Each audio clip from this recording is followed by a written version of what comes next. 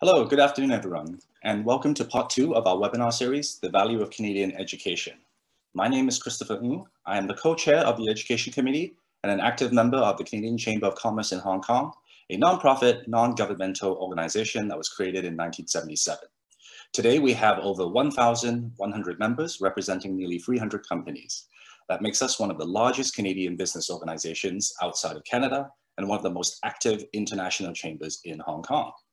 For non-Canadians listening in, it is important for you to know that we are an inclusive and diverse community. In fact, about 40% of our membership is non-Canadian, so everyone is welcome. So what do we do exactly? We deliver 4 services to our members. The first being around representation and advocacy engagement. The second one being business promotion, networking, and brand exposure. Third one being learning and training. And last but not least, the fourth one being information and insight. Today, we are delighted to bring you a conversation with Dr. Tim Kaiser, the upper school principal of the Canadian International School of Hong Kong, also known as CDNIS, about the unique value, qualities, and opportunities afforded by the Canadian education system.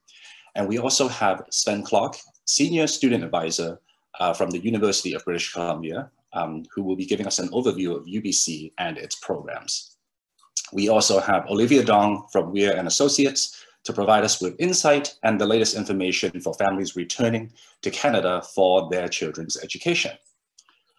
Now, before we begin, I would like to acknowledge some key members of our community who are participating in today's event. We have Vivian Kang from RBC, who is also an EXCO member of CanCham Hong Kong. We have David Nesbitt, one of our governors. We have Rosemary Crezo, one of our EXCO members as well. And a warm welcome to our members from Macau, Ricky and Gary. Now, without further ado, let me hand it over to our first speaker, Tim, to start today's conversation. Now, if you would like to submit questions or comments during the session, please feel free to do so in the chat box. For the last part of the webinar, we will have a Q&A session. So over to you, Tim. Thank you very much, Chris. I'm just going to share my screen here and hope that that comes through. Hang on a second here. Just going to try that again. Here we are. Can you see that now? Somebody give me a thumbs up. Great. Okay. Thank you so much. Thanks again, Chris, and a warm welcome to all of you. Yes, I was intrigued by our topic today, the value of a Canadian education. I've been in Hong Kong a long time at CDNIS for close to 25 years. And it's my pleasure, indeed my pleasure, to give you a taste of what I think is the value of a Canadian education from the CDNIS perspective. So just a few quick facts about the school in case you're not so familiar with the school. We were established in 1991. In fact, that's August 1991. So we're very close to our 30th anniversary. Coming up soon is a large celebration for us. We're a through-trained school from early years 1 to grade 12. Early years 1, and that's 3-year-olds. So we have 3-year-olds and 18-year-olds all sharing the same space. That's a term that's used in Hong Kong, through trained school, or you could think of it as all under one roof. 1,800 plus students, 40 plus nationalities. We're a fully credited IB World School. Another term that gets used in the IB world, a continuum school, which means that no matter where our students are in their educational journey, they are an IB student. So whether they're in the primary years program, the middle years program, or in the diploma program, in the diploma program, they are an IB student. And that is the continuum, that is the journey they are on. But we add something special in our case, in our program. We overlay the IB program with the Ontario Secondary School Diploma. And that's for our grade 9 to 12 students. So in other words, our high school students, they study the OSSD. And we are the only OSSD school outside of Ontario where students graduate with both the IB diploma program and the OSSD. So our students are on a dual diploma track. And I'll talk a little bit about the advantages of that and some of the things that maybe a little bit in the area of misnomers that people think about what that means as a Canadian school, as an international school, how that sets our students up for future success in different parts of the world. Is it just a Canadian program that's specialized towards a Canadian pathway? And I'll have an answer to that in a moment. Just a little bit about the unique features of particular our grade 11 and 12 program. I think this is where we stand out in terms of DP IB schools in the region, and perhaps I'd like to think in the world. If you look at Asia, you have some mammoth schools. So some of them are extremely large, several thousand students. We're 1,800 plus. We're not small, but I think we would probably be sort of cozy medium to large size. But we do offer 28 different IB courses, which is very unusual for schools around the world. So I can give you a little taste of what that looks in choices in the sciences. We offer 7 sciences, again, very unique. We offer the usual biology, chemistry, physics, but we also offer computer science, environmental science, exercise science, and environmental sciences as well, to make 7 science choices for our students. 5 humanities, 4 arts. So we really believe in this, allowing students to optimize their learning goals and stretch themselves in areas that they're either talented in or very passionate about. So that's a little bit about our program there. I want to talk a little bit about the Ossd Advantages, because I mentioned this is a question that I get often, having been here in Hong Kong for a long time. So you're a Canadian school and you offer the Ontario Secondary School Diploma. That must mean that most of your students go to Canadian universities and probably Ontario universities. Well, actually, we have a lot of students who do go to Ontario universities, but they go all across Canada. And I know you're going to hear from Sven in a moment, but I pulled some stats just before our webinar, and we've had 150 of our graduates go to UBC, either graduated from there, attended there, or are currently there. And that's not including this year's cohort. So we know that that number will grow because UBC is a very popular option for our students. So the Ontario Secondary School Diploma serves our students very well across Canada. But of course, it serves our students well internationally. And if you looked ahead at the slide, you may have read a little point about how US admissions offices view the Ossd. They see an apples to apples scenario. They say, okay, there's grades, there's a transcript, we recognize that. We know Ontario, it's a great province, great educational system. And so they look at that as well. And that point there leads to what another comment that people make when they say, okay, you're a Canadian school, you offer the Ossd, but you also offer the IB, but the IB must be more important, right? I get this sometimes, right? Are people really valuing the Canadian, the curricular piece itself, the Ossd, in other words? And my answer to that is you can take a look at what I just said about the American universities, but I just spoke to a parent the other day too, and I explain it this way. The IB operates in a world of predicted grades. So students make their choices from those 28 selections, they choose 6. And they focus for 2 years on those 6, and they write exams in May. Our students in this year are getting ready for those exams coming up soon. And those exams in May carry a lot of weight towards their final outcome, but they don't know their final outcome until July 5th. That's the global release date for results. Well, universities are making offers well before that. So how are they making their offers if they're looking at IB scores only? They're looking at predictions. And of course, they track our accuracy. We track our accuracy. The IB tracks our accuracy, and we try to get that as close as we can. Of course, we want to make it exactly a match from how we predict the student's performance to how they actually perform. But it is unknown territory. It is a bit of a risk. Whereas the Ossd is a transcript. Students start earning credits in grade 9, 8 credits in grade 9, 8 credits in grade 10, 6 credits in grade 11. So by the time universities are seriously looking at our students have 22 to 24 credits that they've already earned.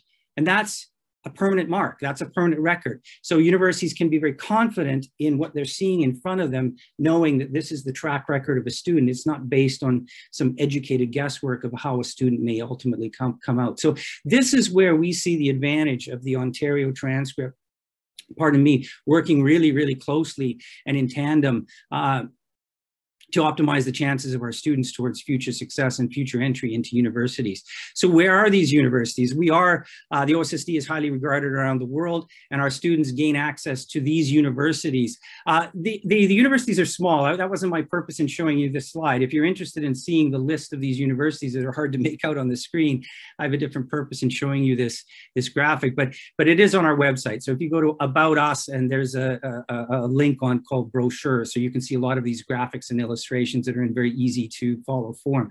But my point again is that CDNIS students go to Ontario, but they also go across Canada, and they go all over the world. It's really the Canadian education that we provide here at CDNIS here in Hong Kong is a way to open doors for our students all over the world. So about the range would be about 30 to 40% of our students go to Canada for university, and then about 25 to 35% go to the UK.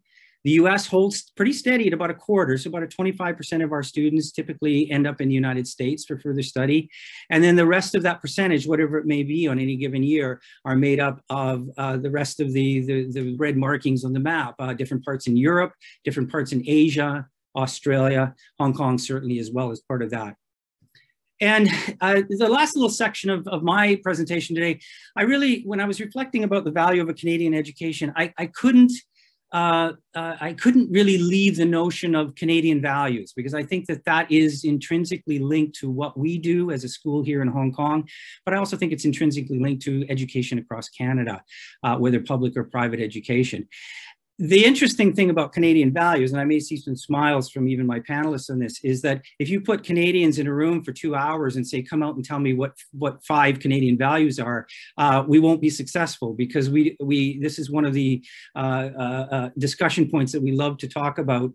And yet I think that there is, what we've probably come up with is some common ground, if you will, on this point. I put the IB learner profile beside it. So again, if you're not familiar with the IB itself, the IB says that we're really interested in these 10 character traits or attributes.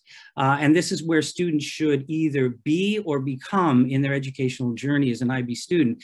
And when I looked at it again in reflection of what we do and the Canadian focus that we take in education here in Hong Kong, I see words caring, reflective, communicators, balanced, open-minded. That's 5 of the 10 right there. And I think that we probably would get a few nods around the room saying, yeah, that's actually kind of a Canadian thing. So I think that's how we nestle quite naturally in the IB world, because we see this as part of our educational approach and our educational background, and it goes deeper than that in terms of values as well. A little bit more on Canadian values, just in terms of extrinsics. If you're Canadian, you'll recognize some of these things here that I've shown for you. But if you're not Canadian, this is part of the experience that you would receive. I should say, Chris, you mentioned that part of your membership, 40% Canadian and 60% non-Canadian. That's about exactly what our school population is as well. So 40% Canadian, 60% non-Canadian. So we have a lot of Canadians who are attracted to the kinds of things that I'm sharing with you right now. Top right, Canadians will see that, they will know that's the Stanley Cup. So we had our day with the Stanley Cup, a really exciting day, and a good day for all of us to connect again with Canadian roots, even if we've been out of the country for a long time. That for the non-Canadians is the trophy given to the winning hockey team in the annual National Hockey League Championships. Below that, Margaret Atwood is in conversation with Charles Ferrand. You probably know the name Margaret Atwood, maybe not so much Charles Ferrand, but Charles Ferrand is a celebrated Canadian author as well. He won the Governor General's Award a few years ago. He was a parent at our school at the time, and his wife was on our faculty in the English department. So we brought Margaret Atwood over. She spent a day with our students talking about life and literature, and we had an evening event, kind of a fireside chat, and we sold out our auditorium of 600 people coming to hear Margaret Atwood speak about all of these great things that are dear to her heart. Beside that, a little harder to see, a mob of happy children, great to see on our level 6 field. In there is the Canadian men's rugby team. They always have a day of practice and activity and fun with our students as they're gearing up for the big tournament here in Hong Kong. And above that, a bit more of a somber and sober moment. That's our junior choir singing "O Canada" for the Sai Wan Ho War Memorial ceremony that is annually organized by our consulate here in Hong Kong. And the last bit, that's it for me, and you may have other questions, if you do know a little bit about our school, or you've been here, you would have noticed the 2 totem poles out front of the school, very majestic, gracing the presence of our school. They were carved by First Nations carver Bill Helene, and I don't have a good picture of him. He's actually there in the top left picture talking to students. And that's a great picture of him in interaction with students, which is really how his day was spent. He spent 3 months here as an artist in residence. He carved these totem poles from raw cedar stumps. And he just loved talking and interacting with the students and sharing their story. And a lot of students actually started carving as well with him and just sitting and talking as they carved and learned some techniques and enjoyed that solidarity as well. And I really think that that's, to me, it's emblematic. It really is emblematic to how we view education, how we view our Canadian roots, how we view our role in Hong Kong. So I'll leave it at that. Questions, my email is there if you wish to just reach out to me at any time as well, but I'll be staying around as the panelists will to the end of this webinar, and I'm happy to take your questions then. And with that, I will stop my share and turn it back to you, Chris. Great, thanks so much, Tim. Having been educated in Canada myself, I agree. It's very hard to articulate, you know, what Canadian education values are. But yeah, I do totally agree that the IB Learner Profile does embody a lot of that. So it's very interesting how you've kind of aligned those 2 things together. Okay, well, thank you for that. And now we move over to Sven Clark from UBC, who looks like he's coming to us live from Rose Garden. So Sven, over to you. Yeah, my background's a little bit deceptive. I'm actually right here in Hong Kong, coming into you from Sai Kung. So as panelists, we may have a good discussion on what the top 5 values are, but for sure, Tim, I think we should add this to your values slide. What we can agree on is the best coffee in Canada is a double-double from Tim Hortons. So if I could just give a little bit of a plug to Canada. Canada is known for a strong healthcare system and social welfare system and whatnot, but it also invests a lot of money into education. It's one of the top countries in the world. There's about 100 universities in Canada. They're pretty well all public. In my mind, you can't go wrong with an undergraduate degree from any Canadian university. It doesn't need to necessarily be the big heavyweight universities like Toronto, McGill and UBC, for example. There's a lot of great universities in Canada, which I'd encourage you to explore. And another thing, and I think Olivia may touch on this, but I'll just highlight that, is the 3-year postgraduate work permit. And this applies to any student who has graduated with a 4-year degree from any Canadian university. So that's it's nice, I think, for students and parents to know that you're coming to a country that is actually encouraging students to stay after they graduate and really kickstart their professional career. At UBC, we have 2 campuses, 55,000 students in Vancouver, 10,000 students in Kelowna. So you have a choice between the 2. There's 3 universities that are typically in the top 50 or top 100, depending on what year. And those would be Toronto, McGill, and the University of British Columbia. We're known as a top 40 world-ranked university. I thought I would just show you a nice little picture of Vancouver. They call it the City of Glass. And by the way, just the lifestyle and living is very good in Canada. The United Nations has designated Vancouver as one of the top 3 cities in the world to live for over a decade now. It's very safe. It's a very strong economy. It's a young person's city. That's another shot of Vancouver. If you look at the top left of your screen, I'll just annotate it here just quickly with my circle. What a terrible circle that is. That's the tip of UBC Vancouver campus that you see there. And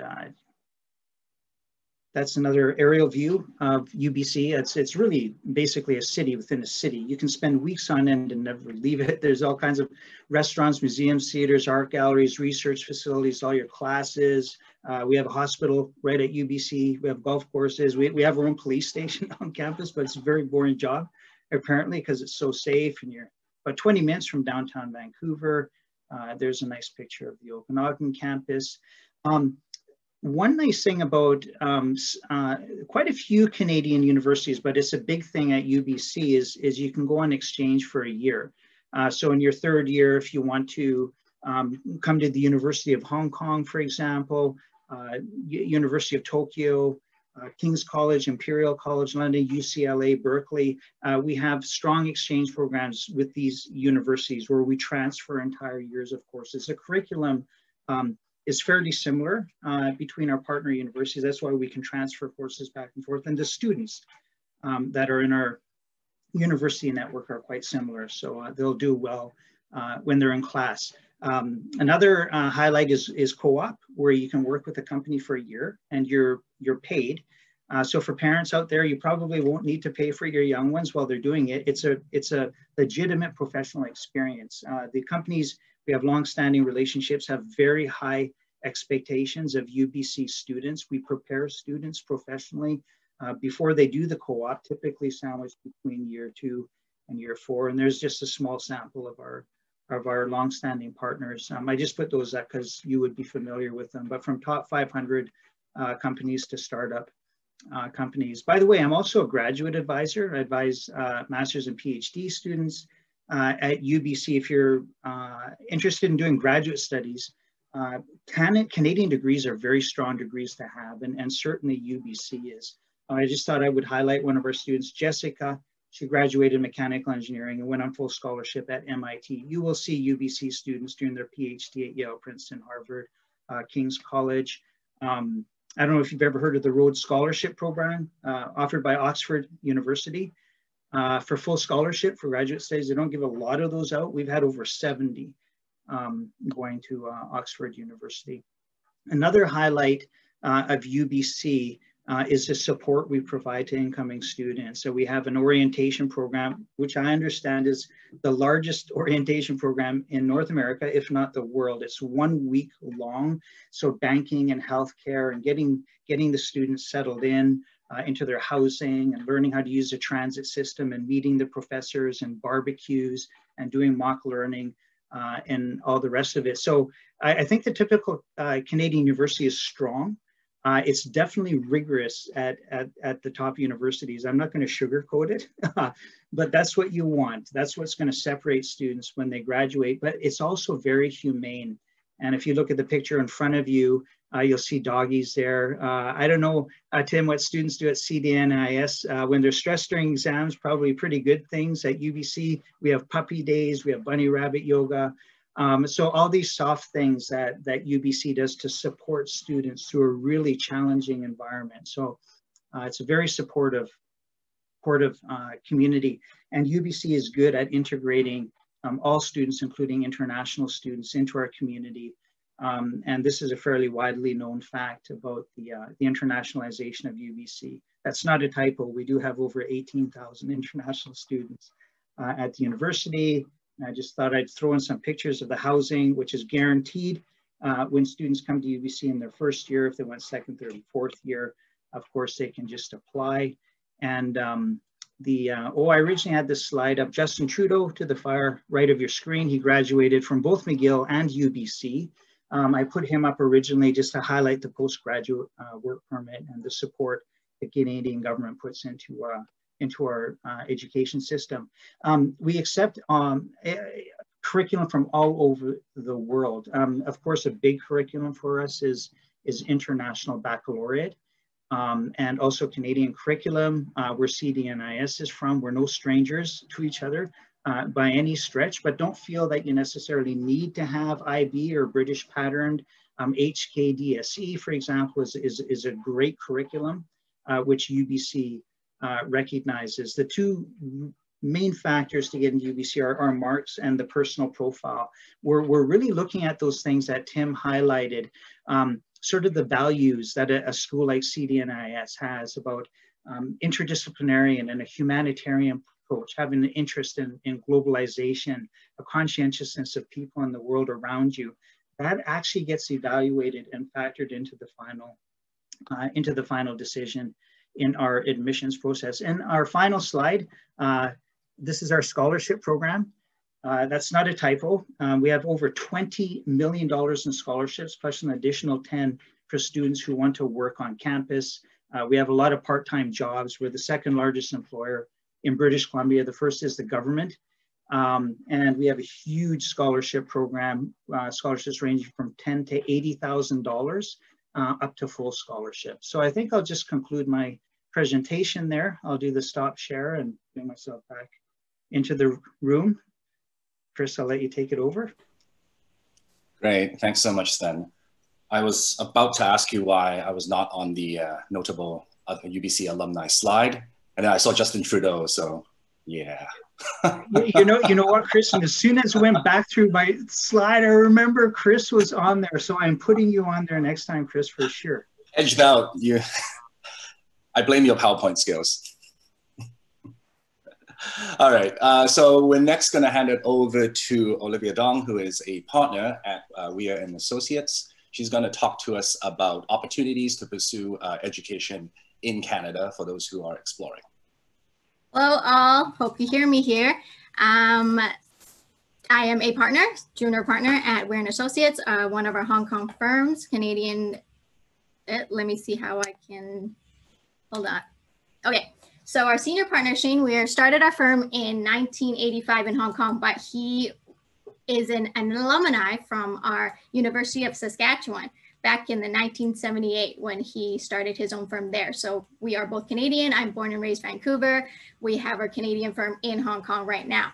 So we are a business law firm, but with our strong Canadian backgrounds in real estate and also in the education industry, we have also been helping and working on a lot of inbound and outbound migration files and clients, both corporate and personal, working on their visas, work permits, study permits, and along with working with families trying to relocate back to Hong Kong, back and forth from Hong Kong and Canada. And we work on their onshore, offshore, if they want to do their trust planning, their taxation planning, and also to establish different sort of pension plans. We would be here to help and assist along with our corporate other files, corporate financing, conveyancing, IP. We do all of those as well, cross-border. A little bit about ourselves. We, as I said, born and raised in Canada. I have a strong background in the properties development, especially in Vancouver. Called in Hong Kong 2015. I've been here for 13 years now, so I moved here in 2008. So our senior partner, Shane Weir, is an independent director of CIVT Education Group, which is one of the largest and also listed education company in Toronto. But most of their student residents in Vancouver. So with his strong background in the education history, we have also been helping a lot of returning Canadians and also new immigrants going to Canada for education purposes. He is also still Canadian called in Hong Kong. So we do he signs a lot of our education applications and also returning Canadian applications if needed. So as I think both of our panelists have already covered, a lot of our Canada has been aiming to cap in more than 1.2 million immigrants between 2021, starting now, to 2023. We always tell our clients why Canadian education system and why even go overseas for, trying to get their bachelor's or even just high school education, why. It covers a lot of different things, especially for quality education. It is affordable compared to a lot of other countries. Canada helps work and education and migration. And it would be, Canada with our strong economy and stable society comparative to a lot of other different countries. I tell all our clients why we need to be very careful with it's not just filling out forms and, answering questions. It's just simple 1 or 2 questions, because this is immigrating to Canada especially for study permits. It is a 2-step process. You have to get through to the school to get it approved, and also to have the immigration approval in order to grant you that study permit. So being able to prepare yourselves both for the family and for just the student themselves would be very important. So for the family, I think everybody would know the proof of finances is very important. Being able to write your family story and also your study plans is very important. Make sure the school would accept you and understand why you are going as a new immigrant, as a new student, or as a returning home family is very important. And little things like medical exams, making sure, because if you have been in Hong Kong for education, IELTS scores is very important. All those things we would be able to help you get through and plan.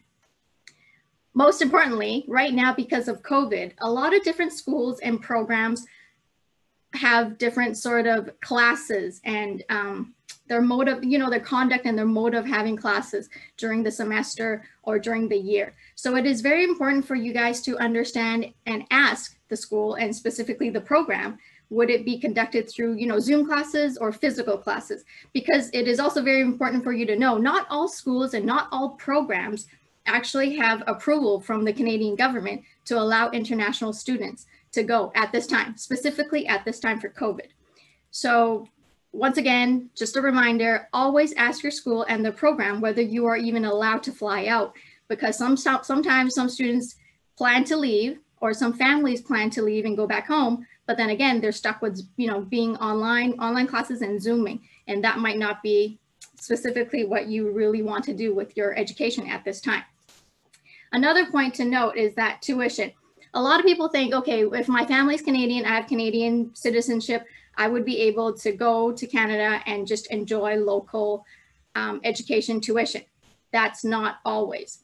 A lot of times when your family as well, if you're a Canadian family in Hong Kong and you already have a Canadian passport trying to go back to Canada for, going back to school, a lot of times schools don't actually allow you to enjoy local tuition.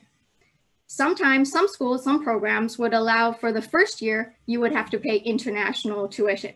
And then the second year, they might allow you local school. Sometimes it's a 3-year program. Let's say if it was a bachelor's, they would say, no, 3 years of international tuition and you would have to pay for everything as a non-local. So again, just a reminder, it is very important for you to find out from your school and program which payment tuition route would be available to you. I would briefly cover the Postgraduate Work Permit, Pgwp, which is a program where they allow you to go into a specific school that is on the DLI list, which is the Designated Learning Institution list. If you have obtained your degree, diploma, or certificate from any of these Canadian schools, you would be able to apply and be eligible for the Pgwp. And that list would be on the Canadian government website. You can find it there. And for just a note, for all primary and secondary schools, those are all on the list. So don't have to worry if your kid is very young. You don't have to, plan ahead and say, oh, well, I have to do all these things and how many more years until they can get onto the DLI list. No, don't worry. If it's, your young kid going back to school in primary school, grade 2, 3, 4, those are all on the list. So previously, my panelist was just talking about the 3-year program where not all students are granted this 3-year limit. It depends on the length of the program that you're enrolled in. For example, if it's less than 8 months, you would not be eligible for this permit. As long as your program is more than 8 months or less than 2 years, then your granted permit would be for that length of time only. So if you want the 3-year program, you have to make sure, 3-year permit, sorry, you have to make sure your program is more than 2 years. So it depends, once again, it's a pre-planning, depends on the school and program you're trying to get into. Aside from that, I think just one of the notes, a lot of people are saying, well, if I'm a professional, can I just convert my experience and just get a license there? Just for example, if you were a lawyer, you would have to go through all these different assessments, the NCA assessment, to make sure they, check your credentials overseas, to make sure it is in compliant with our Canadian system. And then they would then have to tell you whether you have to go to UBC or UVic in Victoria to study a bit, some cross exams to get your law degree that way. Some other notes I always tell returning Canadians, when you go in and out of your Canadian border, returning home, there are some forms you have to make sure you declare with the CBSA. Medical, always. If you're putting your kid over by himself or herself, going to school, you make sure they have the travel insurance to cover their health benefits. Because for, let's say in Canada, for the care card, BC for care card, it doesn't kick in until 3 months after your arrival. So it is very, very important that you make sure your kid has a travel insurance for the first 3 or 4 months at least. And with COVID, it might be even longer. So you have to make sure you're covered. Even for your SIN card, after you've left town for more than 5 years, it becomes dormant. So you have to make sure, also you have to go to the government to reactivate it if you were going to come back to study a bit. And also if you have to work part-time or coming on to a full-time job, make sure your SIN card actually is reactivated before you go back home. Last but not least, I would like to give a shout out to our senior partner, Shane Weir. This is not a Stanley Cup, but this is as Canadian as you can go. I'm just trying to say, with the Canadian value and Canadian education, we go global. Just like him, he brought it back to Hong Kong, and he came back with as Canadian as he can be. He brought the sport back. He tried to teach the kids. This is what Canadian means. Thank you. Great, thanks so much, Olivia. That was really useful and helpful. Okay, so we are now in the Q&A segment of our session. I'd like to first of all go back to a question that had come up during Tim's presentation. So basically, one of the participants asked if my primary age child returns to a province apart from Ontario, will their studies at CDNIS enable a smooth transfer? And Tim replied that it is quite seamless, especially at the primary level, but also at secondary as well. Tim, is there anything else you would like to elaborate on that point? No, thanks for that question. It is really seamless at the primary level. It's just a straight transfer into admissions process. At the secondary level, they'll look at a transcript from our transcript, for example, if you're going to a different province from Ontario, and they'll look at it and then grant equivalency credits. But I've never heard of any family going back having any issues with not being granted equivalency credits. So then essentially, if you finish grade 9 here, you go into a grade 10 program, no matter the province where it is. And then those credits will just transfer over. Okay, thank you for that. So please keep the questions coming in. I'm gonna kick things off with a few of my own questions that I'm gonna pose to the panelists. The first one being around uptake of Hong Kong students. So what has your uptake of Hong Kong students traditionally looked like, and has that changed recently? I'm going to throw this one over to Sven first, if you don't mind, and then followed by Tim and then Olivia. Yeah, Hong Kong is a big, as you know, Vancouver and Hong Kong are like sister cities. And we always have a lot of Hong Kong applicants that do well at UBC. So yeah, we get hundreds and hundreds of applications from Hong Kong students every year. It's increased a bit recently, just with I think everything that's going on. But yeah, definitely the Hong Kong has just such a strong education system, and I think just really the close connection Vancouver has with Hong Kong leads to a lot of applications. Great, and Tim? Yeah, I think very similar to Sven's, a slight increase. I don't have any quantifiable data on that, but I'm just going through admissions files on my desk right now. And we've always been a popular option for local families, but it seems like there are a few more coming to us from our Hong Kong families. Okay, great, thank you. And Olivia, how about from your end? There has always been a lot of locals trying to go overseas. I mean, throughout the years, I think Hong Kong has always been a hotspot for throwing kids over anywhere. I think UK and Canada and Australia, all common areas. But let's talk about provinces. I think it would depend on quite a bit the financials. Not all would be able to afford or want to go to Vancouver or Toronto even. So I would say across Canada, we do process and assist a lot of different families. Okay. And do you perhaps seeing some of those trends changing given the, I suppose, current new policies being introduced? A lot more is all I can say. Yeah. Okay, fair enough. Okay, my next question is around the characteristic features of Canadian education. So how do you feel, I mean, this is particularly pertaining to UBC and CDNIS. How do you feel the characteristic features of Canadian education are represented in both your institutions and your programs? Tim, you want to take a stab at this first? You already kind of talked about the link, but perhaps maybe just kind of institution-wide. Sorry, Chris, you'll have to repeat the question. This is the problem with chat. I was reading a question on the chat, so I was focusing on that. No problem. Go ahead, please. So what do you think are the characteristic features of Canadian education, particularly in your institution, well, throughout CDNIS, I suppose, across all the schools? I did try to do my best at trying to highlight those features in the presentation, but there's just so much more that I think could be said. I think maybe more in general, and I think really Sven and Olivia both touched on this. They mentioned the word strong educational system. I think that's the advantage of a Canadian educational system, no matter where you are, here in Hong Kong, in Canada. There's not a lot of discrepancy between private and public in Canada. I'm just being very honest.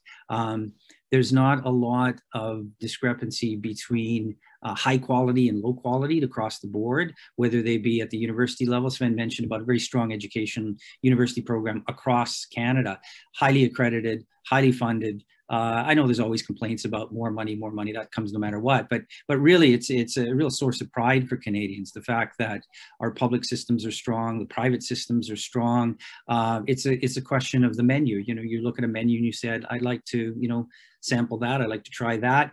You're really not disadvantaging yourself, I think, going one way or another, because the outcome often lines up very nicely and satisfactorily, no matter which choice you make. So I think it's really that question of choice, that question, perhaps Olivia mentioned a little bit about cost as well, you know, where you may want to end up if you go to Canada. But even that, you know, my children are in university in Canada right now, 2 different universities.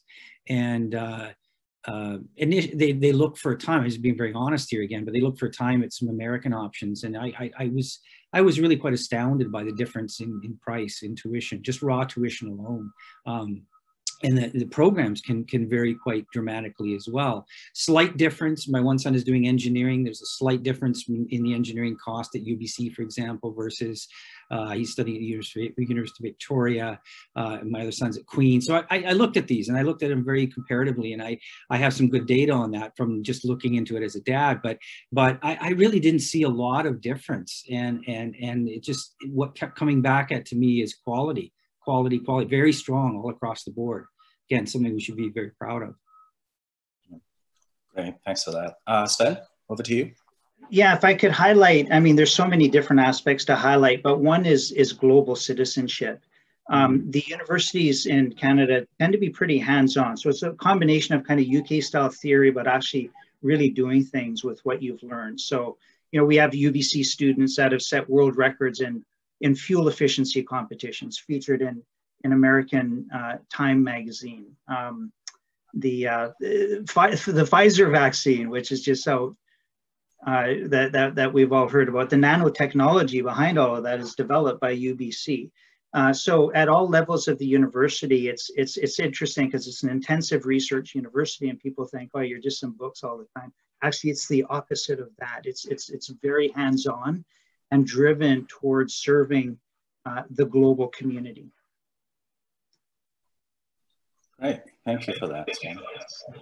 I'm going to shift gears and move over to some participant questions.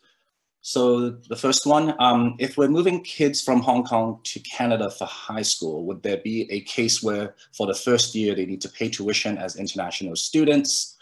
How to qualify a high school / university entrant as locally Canadian? Olivia, perhaps this one's for you. This is not a legal or immigration question. It depends on the school. So for example, in my experience, I relocated a family to Calgary a year ago. So one of the high schools said the first year, because the whole family went back. So it has nothing to do with even parents not being in Canada. So one of the high schools said, no, the first year would be international school fee. We will then assess for whatever reason, it depends on the school. So the school will reassess whatever that means. And then they would then decide second year what fee that would be. The high school up the block, another catchment, basically said, nope, it's immediately local school fees. Because you're a Canadian family with Canadian passports, you are going to be local school fees. So it has nothing to do with the government. It has nothing to do with what legal letters and what lawyers can do. It really depends on the school. So you have to contact the school and the program and see what they say. Okay, thanks. Sven, would you by any chance have any feedback on this one from the UBC admissions angle? About what specifically? Sorry, there was several things there. Well, how to qualify a university entrant as locally Canadian? Yeah, sorry, I don't quite sorry, could you just rephrase that question, Chris? So basically the question was, if we're moving kids from Hong Kong to Canada, and basically, would there be a case where for the first year they need to pay tuition as international students, and how do you qualify them as being locally Canadian? Oh, I see. So Canadian students are permanent residents regardless of where in the world you live. Once you come to UBC, you are paying domestic fees throughout your entire education. If you're not Canadian and you come to UBC, but then you become Canadian, in that the most recent semester that you become Canadian, that following semester, you'll revert to domestic tuition fees. Okay, great. Thanks a lot. Okay. I could too, sorry, Chris, I've got some of my team tuning in, so nice to see you. I'll give them a wave and a shout out. So it's our head of guidance actually heard that question, and she said, I'll just read what she replied to me on text. We've never had a university not give a Canadian passport holder domestic fees that she's aware of. I've only heard of them getting domestic status. So I think the universities, it tends to be more typical there. I'm wondering if, Olivia, that's more of a high school situation. Yes, I think so. I think for the younger kids. For younger kids going home. Okay. Okay. I think it is, because I often joke in my presentations with with parents that I'm actually paying for your son or daughter's tuition, through our taxpayer money. But it's one of the wonderful things in Canada, and part of that statistic that I threw up in the beginning of how Canada puts a lot of money into its education system. That's one aspect of it. Okay, great. Moving on to the next question for Olivia. Would you mind explaining more about not all returning Canadian families are allowed to pay local fees? It's tricky wording there. I think that's the same question. Yes, I think so, right? Okay, I think we've covered that one. Yeah. If not, please let us know in the chat box. And there's one more question here, directed at CDNIS. May I know what are the application process and number of interview stages parents and children will need to go through for CDNIS for preschool admission? That's the first part. And then in addition, as a returning Canadian, may I know what are the tax considerations I need to pay attention to? So Tim, perhaps you can signpost to. Yeah, I think I'll have to do that. Yeah, it's not really, the first part is really not my area either. Preschool admission is handled by our lower school team, Leif Erickson, principal of the lower school. So you could reach out to him. There's a fairly detailed, again, if you check on our website, there's a fairly detailed description of how that process works, or write to admissions at cdinis.edu.hk, and they'll be able to answer your questions about how preschool admission works. And the second one about tax, I'm going to have to see if Olivia wants to talk about that. I was just answering on our panelist chat. I think for the tax issue, we would have to have a consultation, or just give me a call. We can talk on a call. But for study wise, no, I don't think that's a topic to be discussed at this time. Okay, fair enough. I'm going to ask another question and throw it towards you guys. how do you differentiate yourselves from your counterparts in the US, UK, or Australia? And how do you make the case to students that a Canadian education is the right fit? Sven, perhaps you can go first this time. Yeah, I think the real, well, first of all, I just want to say, usually when we speak about other countries and other institutions, we just want to say, you know, highlight the positive things about that, because we're dealing with youth and they're making important, serious decisions. And I don't say that lightly, Chris. Like in our presentations, we actually really highlight, and the key really, and you mentioned the word, is the right fit. And so if you're looking for, you know, a system that's kind of like you're in the library for 4 years, and you don't really want to get involved, that's definitely not the Canadian style at all. I think if you're looking for an education which is certainly world class, the rigor, the minimum standards that Canadian universities are required to have are extremely high. So you've got a world-class education that is applied and is in a country that wants students there. Like, this is a big thing. Like, part of being in the right fit is the importance of that is you're going to do well where you're happy. It doesn't matter the name brand of the institution, even if it's UBC. If you're not happy there, you tend to do well where you feel that you're welcomed and you're invited. And this is sort of one of these things that aren't really discussed, but is really the student's reality once they're actually at the institution, because they're living there day in and day out. And Canadian is, you know, with a postgraduate work permit, is just a perfect example of how Canada, you know, we're an immigrant country, you know. And I immigrated from Germany. My son's half Japanese. My cousin's wife is from Southeast Asia. Like, it's really, really diverse. And you're coming to a place that wants you there.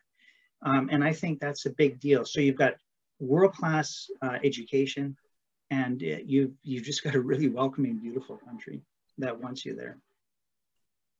Okay, thanks a lot. Tim?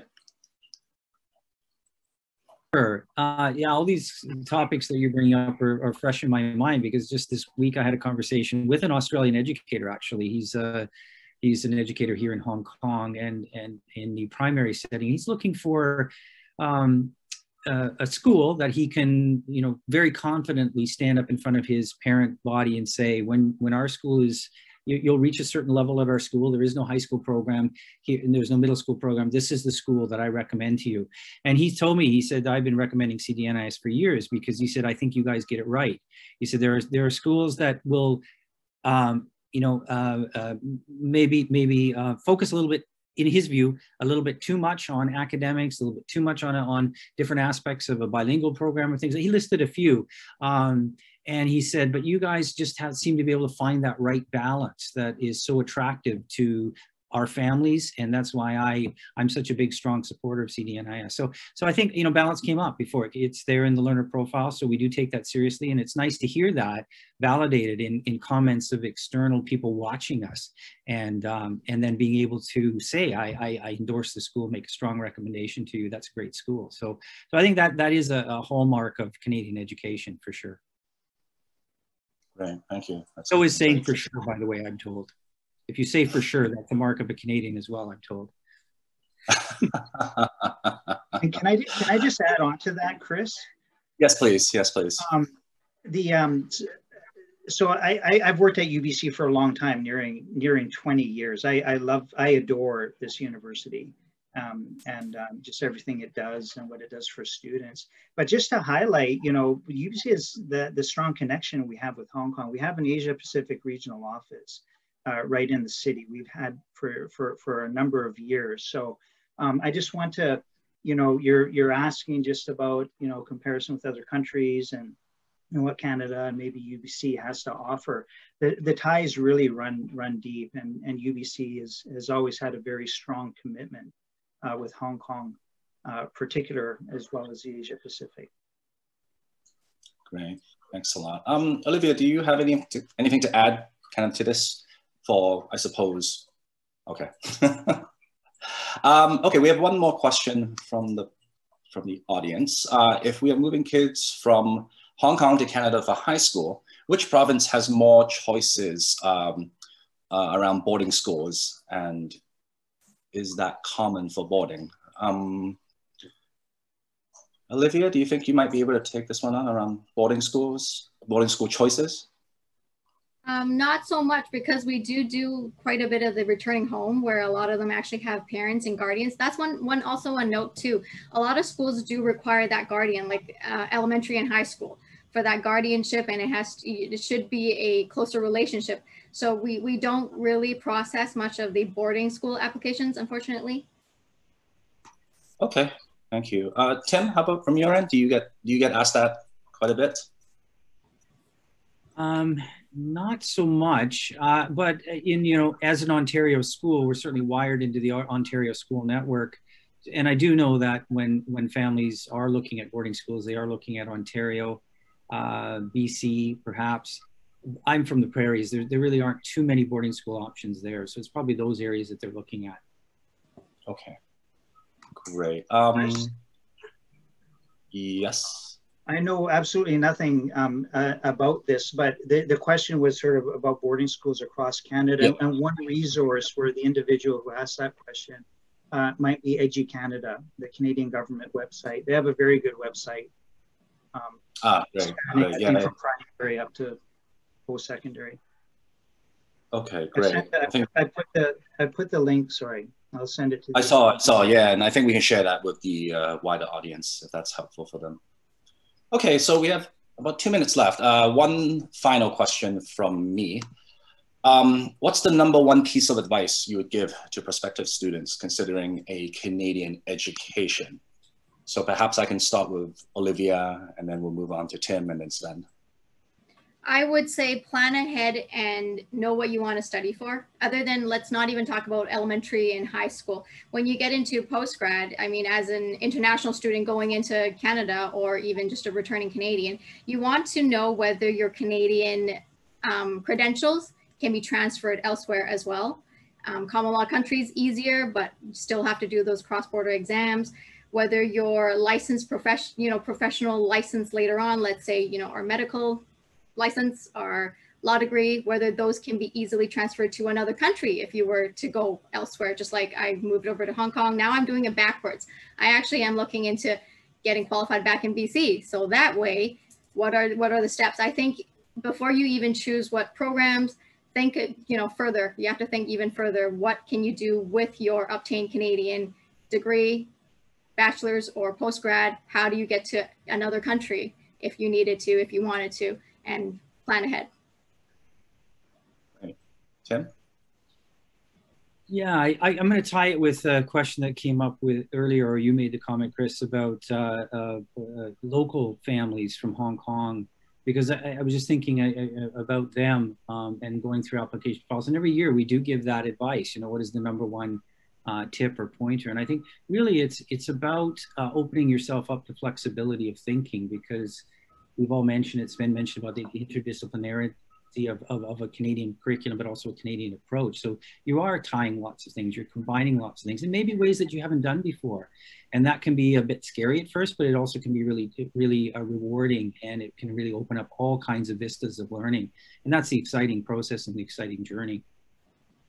Great, thank you. And finally, over to you, Sven.